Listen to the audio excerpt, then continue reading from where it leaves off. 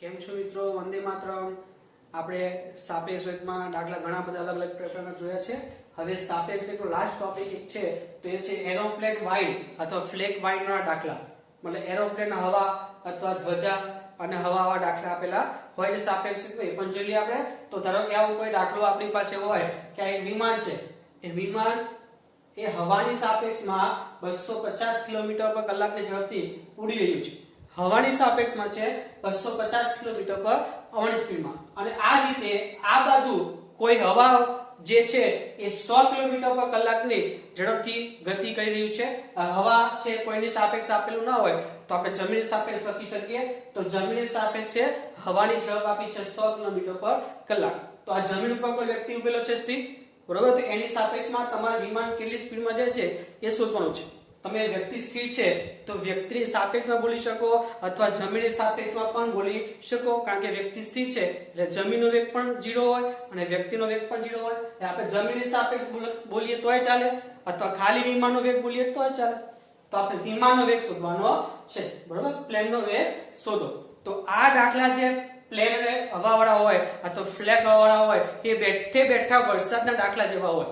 તમને યાદ છે વરસાદના દાખલા? સૌથી પહેલા પરિણામી વેગ શોધતા આપણે એને વિરુદ્ધ દિશામાં છત્રી ખોલવી પડે, યાદ છે? તો આમાં પણ સેમ મેથડ જ છે. પરિણામી વેગ શોધવાનું છે આપણે. તો જો આપણી પાસે VPW આપણે સદિશનો ઉપયોગ કરીએ તો આપણે x અક્ષમાં વિમાન ધારીએ તો 250 i કેટ થયું અને એવું જ VW જે આ બાજુ છે એટલે -100 i કેટ લખવું પડે. તો VMG 0 જરૂર છે ને આપણને, તો પણ તો શું લખીએ? VPW બરાબર સાપેક્ષ વેગ મુજબ VPG VWG લખી શકીએ આપણે. તો આપણે શોધવું છે પ્લેનનો વેગ જમીનની સાપેક્ષ, અથવા તમે બોલી શકો પ્લેનનો વેગ વ્યક્તિની સાપેક્ષ. પણ વ્યક્તિ સ્થિર છે, જમીન પણ સ્થિર જ હોય તો તમે કોઈ પણની સાપેક્ષ બોલી શકો. તો આપણે જમીનની સાપેક્ષે બોલીએ તો VPG શોધવું છે. તો આને પેલી પર લઈ જાઓ તો શું થઈ ગયું? VPG VPW VWG. તો આપણી પાસે PW છે 250i અને આ છે -100i. તો બાદબાકી કરો તો 150i થઈ જાય. અને મૂલ્ય શોધવું હોય તો i કેટ જતું રહેશે તો વધશે માત્ર 150 કિલોમીટર પર કલાક. એટલે તમને વિમાનનો વેગ કીધો હોય એટલે જમીનની સાપેક્ષે જ ધાર લેવાનું, બરોબર? તો જમીનની સાપેક્ષમાં વેગ કેટલો થઈ ગયો વિમાનનો? 150 કિલોમીટર પર કલાક. એટલે આવા દાખલા જે આપણે વરસાદમાં જોયા હતા એવા જ છે, બરોબર? આગળ જોઈએ. જો બીજો દાખલો આ જ રીતે જોઈએ. એક વિમાન છે, ફરીથી પાછું હવાની સાપેક્ષમાં વેગ આપેલો છે આપણને 150 કિલોમીટર પર કલાક. હવે જો હવે જે હવા છે આ હવાની સાપેક્ષમાં વિમાનનો વેગ છે. હવે હવાનો વેગ જમીનની સાપેક્ષમાં આ રીતે નથી આપ્યો આપણને, પણ કઈક અંશના ખૂણે આપેલો છે. જો VW આપ્યું છે 37 અંશના ખૂણે 100 કિલોમીટર પર અવર. આપણને હવાનો વેગ કીધો હોય એટલે જમીનની સાપેક્ષ ધારવાનો થાય. જો કોઈની સાપેક્ષ ના કીધું હોય તો જમીનની સાપેક્ષ ધાર લેવાનું, બરોબર? તો આ થઈ ગયું VWG 100 કિલોમીટર પર અવર, બરોબર? વ્યક્તિ સ્થિર છે, વ્યક્તિની સાપેક્ષ બોલો, જમીન સાપેક્ષ બોલો, ચાલે, વાંધો નહીં, બરોબર? તો આપણે પ્લેનનો વેગ શોધવાનો છે. પ્લેનનો વેગ જમીન સાપેક્ષ બોલો તોય ચાલે, વ્યક્તિ સાપેક્ષ બોલો તોય ચાલે, કારણ કે વ્યક્તિ સ્થિર જ છે. આપણે જમીન સાપેક્ષ જ બોલીએ. તો પ્લેનનો વેગ જમીન સાપેક્ષે કેટલો? તો આપણી પાસે VPW આ બાજુ છે x અક્ષ ધારીએ તો 150i. VPG પ્લેનનો વેગ શોધવાનો છે. હવે જો ના ઘટકો પાડીએ તો VWG શું લખાય? જમીન સાપેક્ષ લીધો ને આપણે આને, તો થઈ ગયું 100 cos 37 અને y આ શું થાય? 100 sin 37, બરોબર? i cat plus j cat. cos 37 એટલે કેટલા? 4/5 i કેટ પ્લસ 100 sin 37 કેટલા? 3/5 j કેટ. તો આ થઈ ગયા 20 50 100 અને 20 ચોક 80 i કેટ અને અહીંયા થશે 20 50 100 20 60 j કેટ. તો આ થઈ ગયો VWG બરાબર 80i cat plus 60 j cat, બરોબર? હવે આપણે શોધીએ VPW. પરિણામી શોધી લઈએ તો VPW બરાબર VPG VWG લખાય. આપણે શોધવું છે VPG, તો VPG ખર્ચા બનાવો તો આ પેલી બાજુ જાય એટલે પ્લસ થઈ ગયું અને કિંમત મૂકો. VPW 150i અને આની જગ્યાએ 80i પ્લસ 60j. જો i કરો ભેગા તો 150 80 એટલે થાય 230i કેટ અને આ થઈ ગયું 60j કેટ. આના ઉપરથી મૂલ્ય શોધવું હોય તો ઘટકોના વર્ગોનો સરવાળો, મતલબ 230 નો વર્ગ પ્લસ 60 નો વર્ગ આ 230 નો હોય અને આ 60 હોય, સાદું પાકો એટલે 237.69 કિલોમીટર પર કલાક તમને વિમાનની ઝડપ મળશે. એટલે ખાલી વિમાનની ઝડપ કીધી હોય તો મિત્રો મહેરબાની કરીને જમીનની સાપેક્ષે ધારો. ખાલી હવાનો વેગ કીધો હોય તો જમીનની સાપેક્ષે ધારો. મતલબ કોઈ સિંગલ વેગ આપેલા હોય, કોઈ પણ સાપેક્ષ કીધું ના હોય તો જમીનની સાપેક્ષ લઈ લેવાનો. તો દાખલો તમને ઈઝી પડશે એટલા માટે. બરોબર? તો આ દાખલા તમે જોયા એના જેવા જ છે, વરસાદના દાખલા જેવું છે. આ પણ હવે થોડું અલગ વેરાયટી જોઈએ. જો હવે રકમ શું છે? એક વિમાન સીધી રેખા પર A થી B જઈ પાછું A પર આવે છે. મતલબ કોઈ બિંદુથી ચાલુ કરે વિમાન, B આગળ જાય અને ત્યાંથી પાછું આવીને A આગળ આવી જાય છે.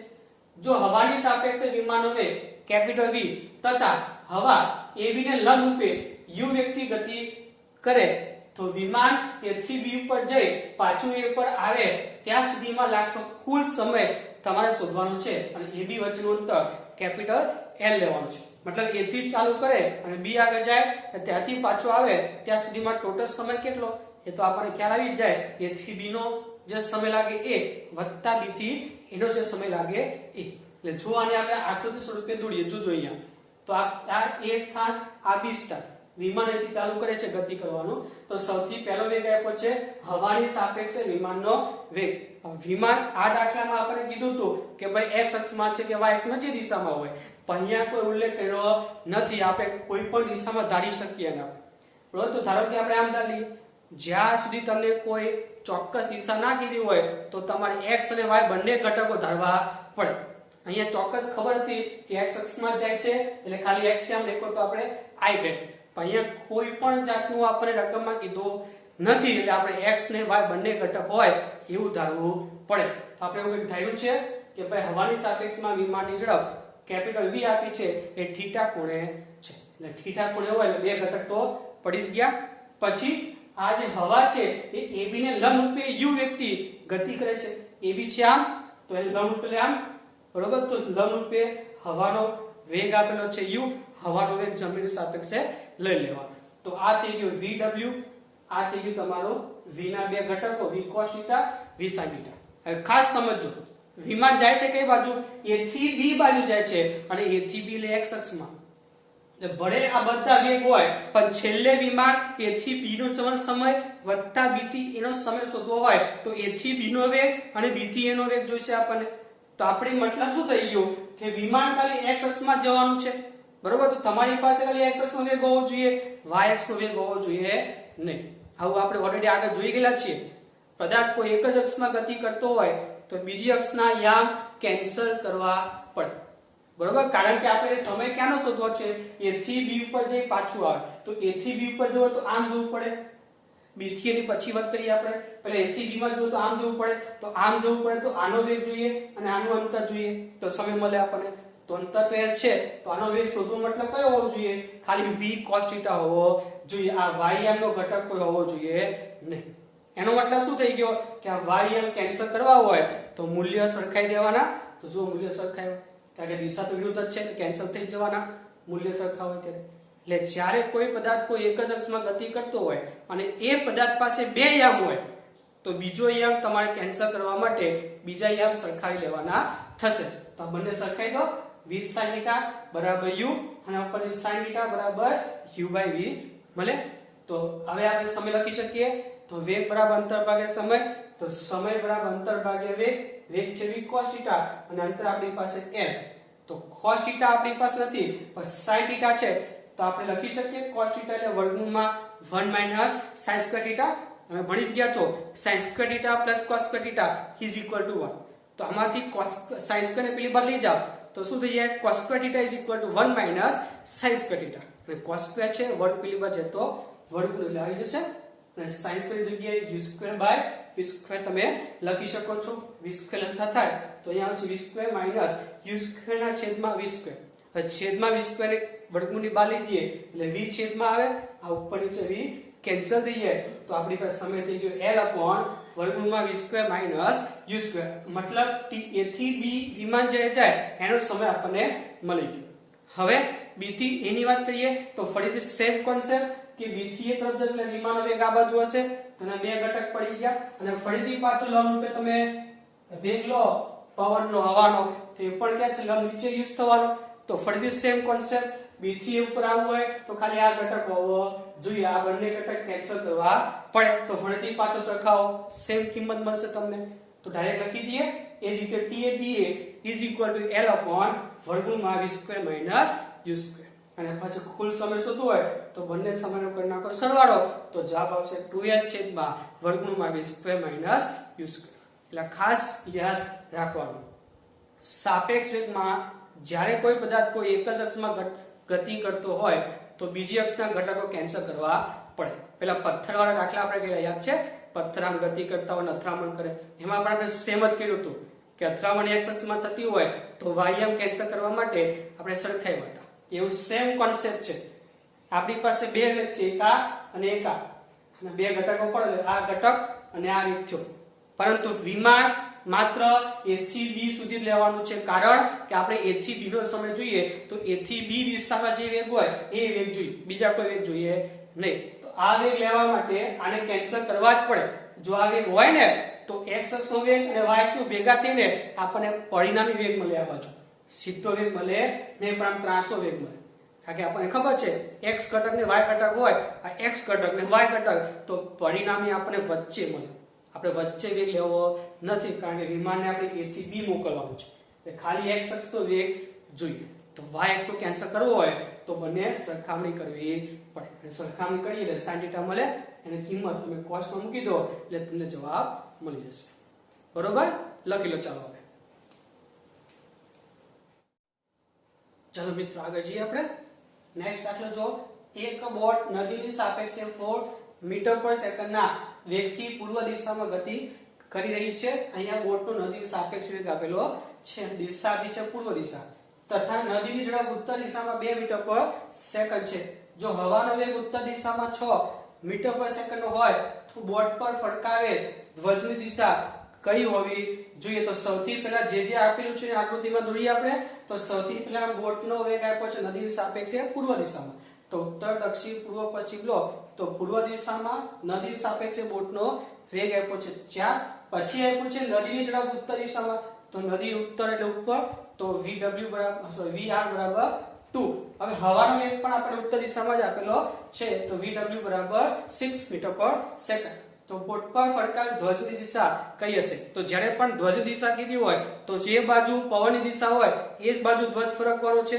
તો આપણે શું કરવાનું સૌથી પહેલા આપણે બોટની સાપેક્ષે પવન કઈ બાજુ જાય છે એ જોઈ લેવાનું જે બાજુ પવન હોય એ બાજુ ધ્વજ ફરકશે નોર્મલ તમે જોયું છે ને બોર્ડ ઉપર ધ્વજ હોય તો બોટ જેટલી સ્પીડમાં જતી હોય તો બોટ ઉપર ધ્વજા કઈ બાજુ ફરકે તો જે બાજુ હવા હોય એ બાજુ પણ તમે કઈ જગ્યાએ ઊભા જોવો છો બોટ ઊભા જોવો છો તમારે બોટ ઊભા આ ધ્વજ કઈ બાજુ ફરકે છે જોવાનું છે તો બોટ ઊભા તમે જોશો તો બોટની સાપેક્ષે પવન કઈ બાજુ છે એ જોવાનું અને જે બાજુ પવન હોય એ બાજુ તમારી ધ્વજા ફરકશે એટલે આ ખાસ જો મિસ્ટેક ના થાય આપણે શોધવું છે બોટ પર ફરકાવેલ ધ્વજની દિશા કઈ એટલે આપણે બોટ ઊભા જોવાનું છે બોટ ઊભા જોવાનું કે ધ્વજ કઈ બાજુ ફરકે છે તો બોટ પર ઊભા પવન જોઈ લો જે બાજુ પવન હોય એ બાજુ ધ્વજ ફરકે તો આવો જ્યારે પણ દાખલો હોય સૌથી પહેલા બોટની સાપેક્ષે પવનનો વેગ શોધી લેવાનો તો આપણી પાસે vbr 4i vwg 6j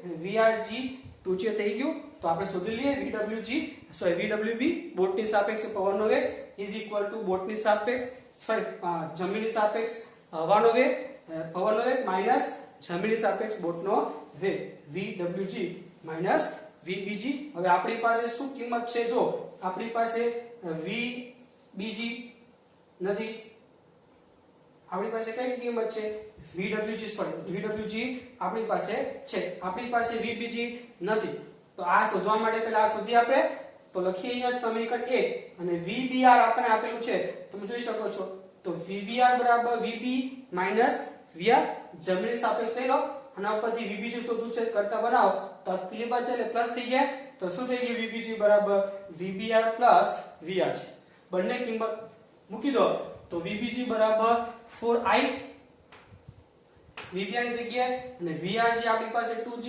તો પ્લસ 2j તો vbg મળી ગયું તો સમીકરણ 1 માં મૂકી દો તો સમીકરણ 1 પરથી vwb આની જગ્યાએ મૂકી દો 6j અને માઈનસ છે જોજો અહીંયા તો માઇનસ v બીજી જગ્યાએ 4i plus 2j correct minus ની અંદર મૂકી દો તો શું થાય 6j correct minus 4i correct minus 2j correct તો 6j માઇનસ 2j એટલે 4j થશે અને માઇનસ 4i એમના એમ તો આપણને મળી ગયું શું બોટની સાપેક્ષે પવનનો વેગ મળી ગયો તો એ બાજુ આપણી ધ્વજા ફરકવાની તો આપણે દિશા કેવી છે તો આપણે આ રીતે પ્લોટ કરી શકીએ તો પ્લોટિંગ કરીને ઉત્તર દક્ષિણ પૂર્વ પશ્ચિમ તો x અક્ષનો ઘટક માઈનસ છે મતલબ આ બાજુ મળશે અને y અક્ષનો ઘટક પ્લસ છે એટલે ઉપર તો એક ઘટક આ બાજુ એક ઘટક ઉપર તો પરિણામી આપણને વચ્ચે આ બાજુ મળશે તો આપણો vw છે અહીંયા થઈ ગયું છે આપણે કહી શકીએ ઉત્તર પૂર્વની વચ્ચે અને એ રીતે ન શોધવું હોય થીટા પ્રમાણ શોધવું હોય તોય મળી શકે આપણને ખબર છે એક જ સદિશ છે તો દિશા શોધવા માટે tan θ નો ઉપયોગ કરીએ છીએ આપણે તો tan θ બરાબર તમે જોઈ શકો આ y યામ અને આ x યામ તો y યામ પર 4 x યામ પર 4 તો 4/4 એટલે 1 તો θ 45 આમે ખબર પડે 4 4 છે એટલે આ રીતે મળવાનું છે આપણને 45 અંશના ખૂણે બરોબર અને મૂલ્ય પૂછ્યું હોય કેટલા મૂલ્યથી તો આનું મૂલ્ય શોધતા આવડે છે વર્ગમૂળમાં ઘટકોના વર્ગોનો સરવાળો -4 નો વર્ગ +4 નો વર્ગ 16 + 16 એટલે 32 32 એટલે 4√2 થાય જવાબ થઈ ગયો આ મૂલ્ય દિશા તો લખાઈ ગઈ તા તો બોર્ડ પર ફરકાવેલ ધ્વજાની દિશા ઉત્તર પશ્ચિમ દિશામાં હશે ઉત્તર પશ્ચિમ એટલે વચ્ચોવચ્ચ જ થાય જેનો ખૂણો 45 બને છે એટલે આ રીતે જ્યારે પણ ધ્વજા કોઈ બોટ ઉપર હોય કોઈ જહાજ ઉપર આવે ક્યારે પણ કીધું હોય સૌથી પહેલા એ બોટની સાપેક્ષે તો એ જે જહાજ હોય એની સાપેક્ષે એ પવનનો વેગ શોધી લેવાનો જે બાજુ એ હોય એના ઉપરથી તમને ધ્વજની દિશા મળી જશે બરોબર છે હવે જો એક લાસ્ટ દાખલો છે સ્વાધ્યાય 4.14 જોઈએ રકમ શું છે તો રકમ આ છે 4.14 સ્વાધ્યાયનો એક બંદર પાસે હવા 72 કિલોમીટર પર કલાકની ઝડપથી વહી રહી છે આપણને બંદર પાસે હવાની ઝડપ કીધેલી છે મતલબ vw એ પૂછે 72 આ બંદરમાં ઉભેલી એક નૌકા ઉપર લગાવેલ ઝંડો નોર્થ ઈસ્ટ દિશામાં ફરકી રહ્યો છે ઉત્તર પૂર્વ દિશામાં ફરકી રહ્યો છે ઝંડો જો આ નૌકા ઉત્તર દિશામાં 51 ની ઝડપથી ગતિ કરવાનું શરૂ કરે નૌકા એટલે બોટની ઝડપ આપી છે 51 તો નૌકા પર લગાવેલ ઝંડો કઈ દિશામાં ફરકાવેલ હશે નૌકા પર લગાવેલ ઝંડો કઈ દિશામાં ફરકશે તો જો આપણે હમણાં જ કીધું બોટની સાપેક્ષે હવાનો આપણે વેગ શોધી લેવાનો એક બાજુ આપણી ધ્વજા હશે તો હવે થોડુંક અલગ રીતે જોઈએ સૌથી પહેલા આકૃતિમાં દોરી દઈએ જે વસ્તુ આપ્યું છે એ બાજુ તો આપણે કેટલી વસ્તુ આપી છે જો સૌથી પહેલા આપી છે નૌકા પર લગાવેલ ઝંડો નોર્થ ઈસ્ટ દિશામાં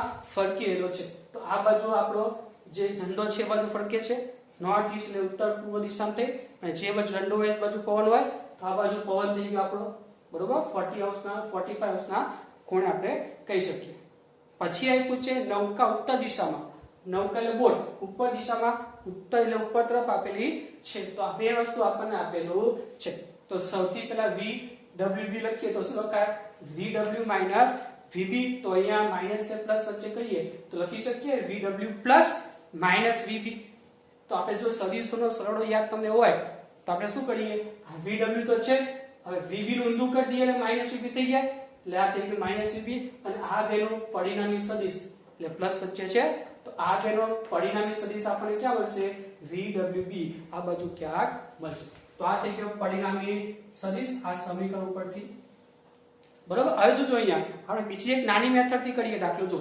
આપણે એવું કીધું છે કઈ દિશામાં દિશા મતલબ ખૂણો તો આપણે છે ને આ દિશા સાથે ખૂણો લઈ લઈએ vw સાથે બીટા બરોબર તો આપણી પાસે બે સદિશ હતા vw અને vb રકમમાં આપેલો છે અને આ પરિણામી સદિશ થઈ ગયો આપણો આ સમીકરણ ઉપરથી તો તમને યાદ છે જો આપણે બીટા ખૂણો ધાર લઈએ ખૂણો શોધવો પડશે ને આપણે દિશા એટલે તો જો આપણે બીટા ખૂણો ધાર લઈએ તો આ પરિણામી સદિશે આ સદિશ સાથે ખૂણો બનાવ્યો છે તો સદિશમાં તમને સૂત્ર યાદ હોય કે કોઈ પરિણામી સદિશે કોઈ સદિશ સાથે ખૂણો બનાવ્યો હોય તો સૂત્ર આપણે યાદ છે હતા b sin θ છેદમાં a + b cos θ તો એ સૂત્ર મારે લેવું છે એટલા માટે હું તમને અહીંયા પરિણામી સદિશ દોર્યો અને એ સદિશને કોઈ સદિશ સાથે મેં ખૂણો બનાવ્યો બીટા અને બીટા શોધી લો એ દિશા મને મળી જશે તો સેમ સૂત્ર લીધું છે મેં કે હવે જોવું પડશે આપણે કે ભાઈ tan β બરાબર આપણે લેતા હતા b sin θ છેદમાં a + b cos θ તો θ કેટલો થાય તો જોવાનો θ કોની વચ્ચે લેવો પડે આપણે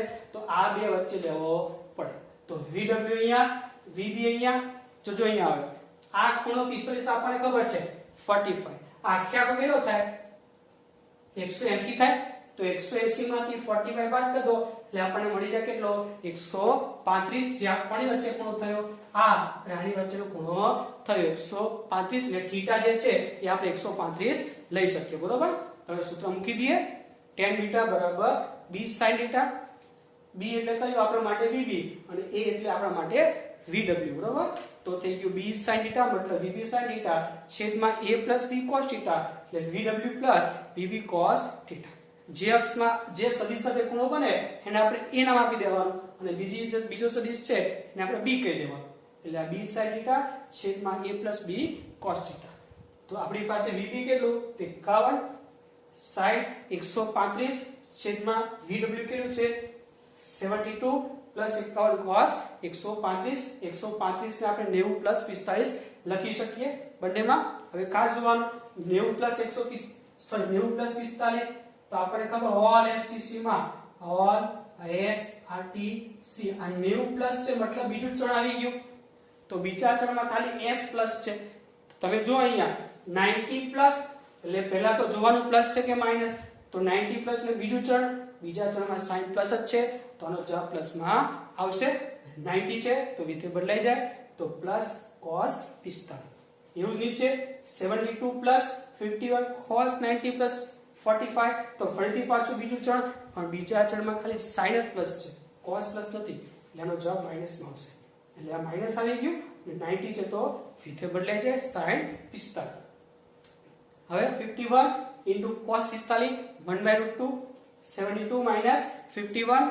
sin 45 એટલે ફરીથી પાછું 1/√2 સાદું તમારી રીતે આપી દેવાનું બરોબર તો આટલું તમને લગભગ 1.00374 જેવું મળશે આના ઉપરથી તમે કહી શકો બીટા બરાબર લોગ ટેબલમાં જોઈ લેવાનું 45 ડિગ્રી અને 1 મિનિટ અથવા ખાલી 45 ડિગ્રી લખો તો એ ચાલે તો શું થઈ ગયું બીટા કોની સાથે બન્યો છે vw અને vw એટલે એવું કહી શકીએ આપણે પૂર્વ ઉત્તર દિશા કારણ કે જો અહીંયા 45 નો ખૂણો પડે છે તો વચ્ચે વચ્ચે થયું ને તો ઉત્તર પૂર્વ જે દિશા છે એની સાથે કેટલા આવશે ખૂણે તો 45 તો લખી શકો ઝંડો ઉત્તર પૂર્વ સાથે 45 ડિગ્રી અને 1 મિનિટના ખૂણે ફરકવાનો છે એટલે આ રીતે પણ સૂત્ર ઉપર ડાયરેક્ટ થઈ શકે એટલે ખબર પડે આમાં ફરીથી આકૃતિ સમજો ખાલી સૌથી પહેલા vw આપ્યું હતું vb આપ્યું હતું બરોબર આ સૂત્ર ઉપરથી આપણે પરિણામી vwb શું લખી શકો vw vb સદિશ તો vw તો છે vb ને માઈનસ કરવું હોય તો વિરુદ્ધ દિશામાં દોડ દેવાનો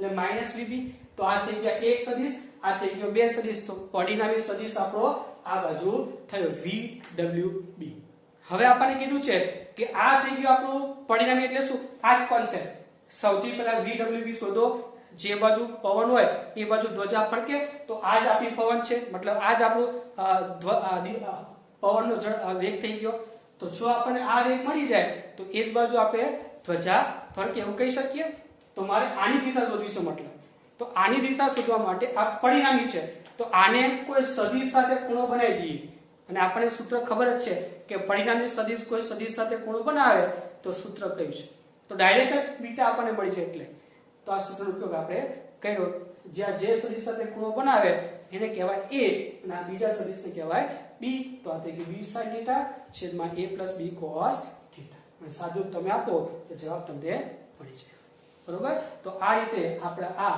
પવન ધ્વજા એરોપ્લેનના દાખલા પૂરા થાય છે તો મિત્રો અહીંયા સાપેક્ષ વેગ 2D ક્લિયર થાય છે એટલે હવે આપણે ત્રીજું ચેપ્ટર આખું પૂરું થઈ ગયું સાપેક્ષ વેગ સહિત અને ચોથું ચેપ્ટર પણ સાપેક્ષ વેગ પૂરું થયું ખાલી એક ટોપિક બાકી છે વર્તુળાકાર ગતિ સર્ક્યુલર મોશન જે આપણે આ ચેપ્ટરમાં નથી લેવાનું આના પછીના ચેપ્ટર ને એના પછીના ચેપ્ટરમાં આપણે લેવાનું છે એટલે વર્તુળાકાર ગતિ સિવાયનો ચોથું ચેપ્ટર અહીંયા આપણું ક્લિયર થાય છે બરોબર લખી લો